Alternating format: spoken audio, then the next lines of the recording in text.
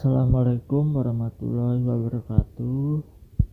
Pada pagi hari ini kita akan belajar tentang gejala sosial. Yang pertama, tujuan pembelajaran pada hari ini yaitu peserta didik diharapkan mampu memahami dan mengidentifikasi gejala sosial sebagai ilmu pengetahuan yang berfungsi untuk mengkaji gejala sosial yang ada di masyarakat.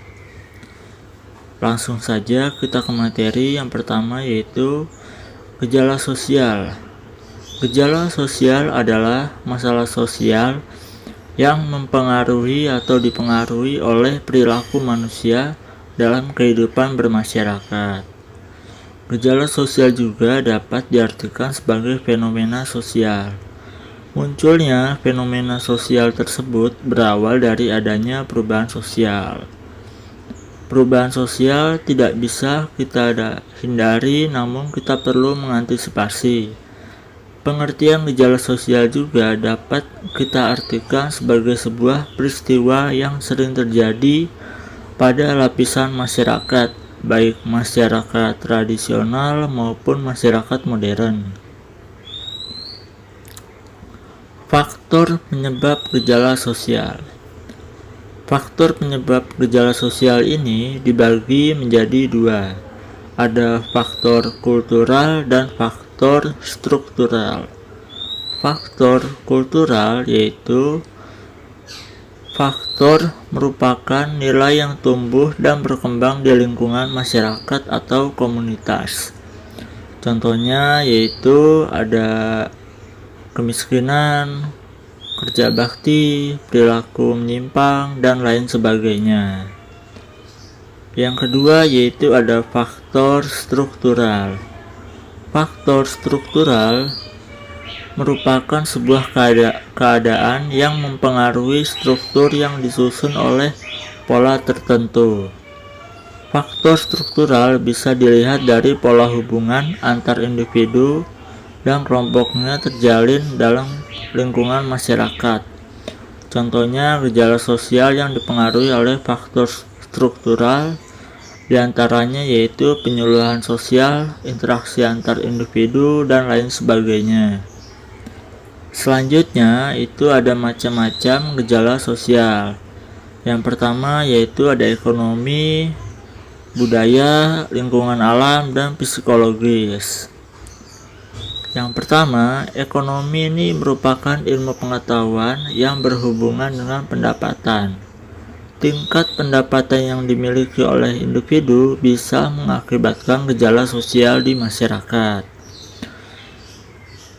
Aspek ini dapat dilihat dari gejala sosial yang ada di masyarakat yang selalu berkaitan dengan perekonomian masyarakat. Jika ada seseorang yang kurang bisa mencukupi kebutuhan, maka akan terjadi beberapa gejala sosial di lingkungannya. Dilihat dari segi ekonomi, yaitu gejala sosial yang terjadi dalam masyarakat ini meliputi kemiskinan, pengangguran, masalah kependudukan, dan lain sebagainya. Yang kedua, ada gejala sosial yaitu budaya. Indonesia memiliki beraneka ragam kebudayaan, sehingga sudah patutnya kita saling menghormati budaya lain. Dengan adanya perbedaan kebudayaan, jangan membuat persatuan menjadi pecah. Tidak hanya di negara sendiri, perbedaan budaya dengan negara lain juga harus dihormati. Keragaman budaya yang ada di sekitar kita juga dapat menyebabkan timbulnya gejala sosial seperti tindakan peniruan budaya, kenakalan remaja, dan lain sebagainya. Selanjutnya yaitu ada lingkungan alam. Gejala sosial dalam lingkungan alam menyangkut aspek kesehatan. Seseorang yang terserang penyakit bisa mengakibatkan gejala sosial di lingkungan sekitarnya. Contohnya gejala sosial yang dapat ditimbulkan diantaranya yaitu penyakit menular, pencemaran lingkungan, dan lain sebagainya. Selanjutnya yaitu ada psikologis. Perilaku seseorang dalam kehidupan sehari-hari dipengaruhi oleh aspek psikologis.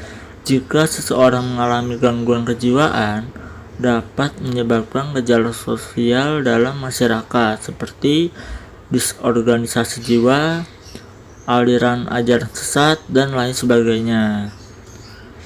Selanjutnya yaitu ada contoh gejala sosial dalam masyarakat. Yang pertama yaitu ada kemiskinan dan masalah kependudukan.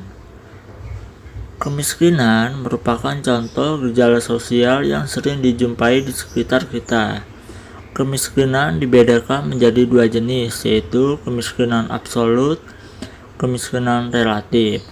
Kemiskinan absolut yaitu individu atau kelompok orang yang tidak mampu memenuhi kebutuhan minimum hidupnya.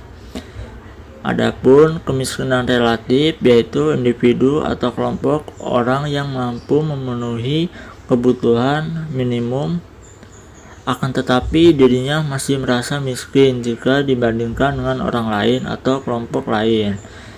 Kemiskinan bisa disebabkan tidak mampunya seseorang dalam memenuhi kebutuhan primer. Akan tetapi dalam sosiologi, salah satu faktor penyebab kemiskinan yaitu karena lembaga kemasyarakatan di bidang ekonomi yang tidak berfungsi dengan baik. Permasalahan ini dapat menyebar ke bidang lain seperti pendidikan, sosial, dan lain sebagainya. Selanjutnya yaitu adalah masalah kependudukan. Indonesia merupakan negara dengan tingkat kepadatan penduduk yang padat. Penduduk merupakan sumber penting bagi pembangunan.